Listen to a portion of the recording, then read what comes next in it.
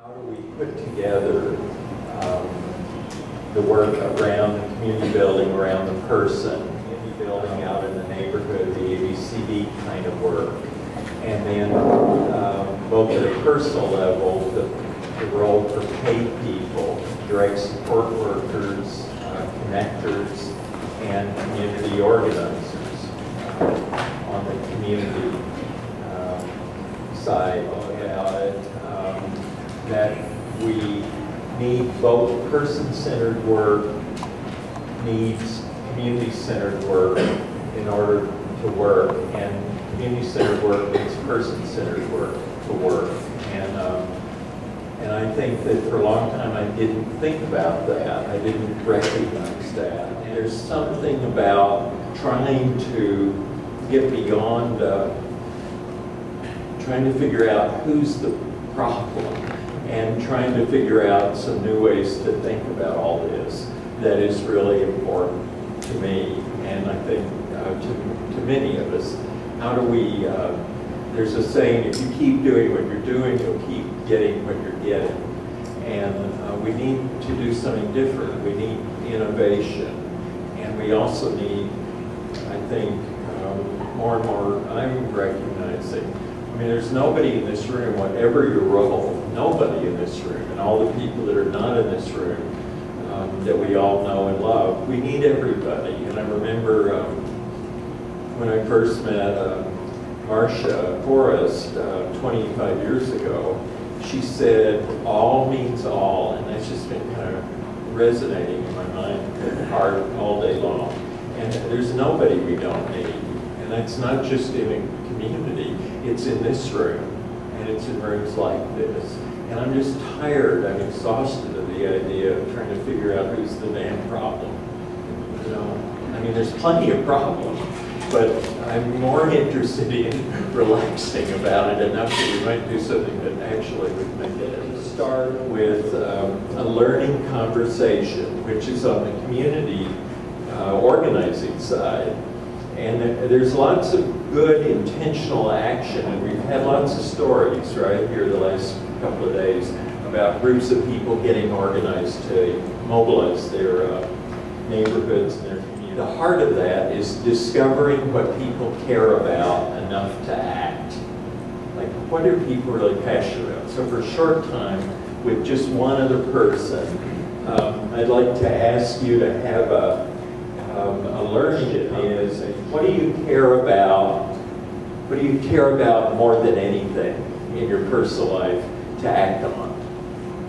What do you, Richard, I'd like to ask you to see how you might think of some new ideas about how to put together, what might be a new pattern about how these things would fit together. And the things would be the community building and personal assistance around the person, right? The kind of things that a direct support worker might do, or a connector. The things that you might do to activate the community at large, the everyday community, or a community organizer organizing and developing a group of residents might do. And recognizing that we need both.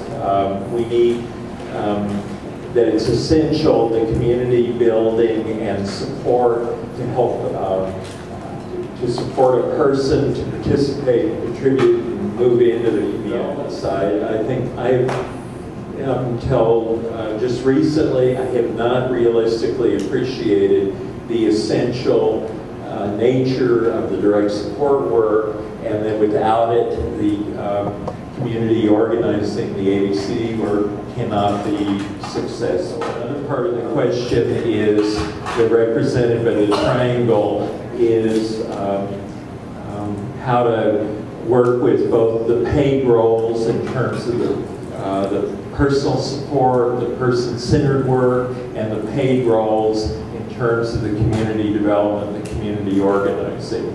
Or at another level, to work with the question of agencies and the question of the system and the question that in many ways of a system that's becoming more rigid and more difficult. But how do we work with it in a skillful way to open up some new possibility? but we'd like you to. So what I'd like to ask you to do now is with the sheets of paper in a trio or a quartet or a quintet, or whatever you're moved to do, but with somebody else. Now, just draw something for the next 10 minutes. It's a new way to think about it. That's kind of pointed towards a question that's a new question. And then the last thing we'll do after that is we'll see if there are some new questions that are coming out of the field that really are seen and acting from the whole in a new way. They're inviting us to see something we haven't seen. But the first thing is just play around with the image. But play is the idea. Play with the image. You now to see if there's a new question that is arising. Not a new answer, but more importantly, a new question that you haven't thought of before. And maybe it might be inside you, or it might be within the conversation you've had. And there are some post-its that you can write that down. After we're done, there's a place over there that has a big question mark, and you can put them on the wall, the post-its, or also put some of the drawings on the wall. There are four ways you can think of having conversations, 4 levels. The least creative level is downloading. Like Peter could be thinking, well, Mike is a white-haired guy with glasses, and anything that doesn't fit with being a white-haired guy with glasses, he would just ignore. And I could be thinking, well, he's a balding, younger guy, and anything that doesn't fit with that, I would ignore, right? And that'd be downloading. The other thing we might do is debate, like this, right? And it's not very flexible, right? But like, is a balding younger guy better than a white-haired aging guy, right? More likely to generate anything new. It's more likely to be just going around the same old wheel, right? That we've done a million times. Doing the same old thing will get the same old thing. So what we're trying to do is cook up some new stuff.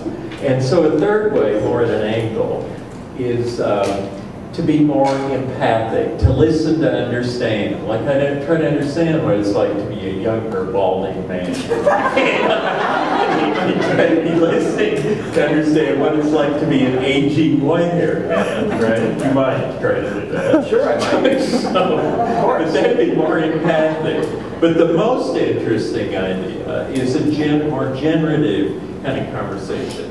And it's like we're sitting side by side, reading you in front of us lower, is like we are, you know how you sit around a campfire and you're looking into the fire and you're poking the embers and you're no longer, you're just side by side. You're like you're looking together. You're trying to see together what's in the fire, right? And that's what we're really interested in. Embers. Yeah, embers. That's what we're really interested in this last 10 minutes or so. Is there a question, like the voice coming out of the fire, right? A new question. Okay? And then write that down.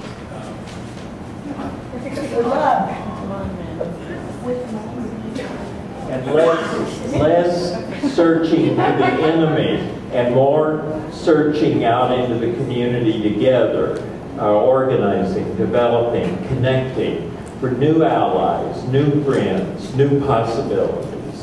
Struggling so much with the struggle, but being open to relaxing a little bit so we can actually see something new.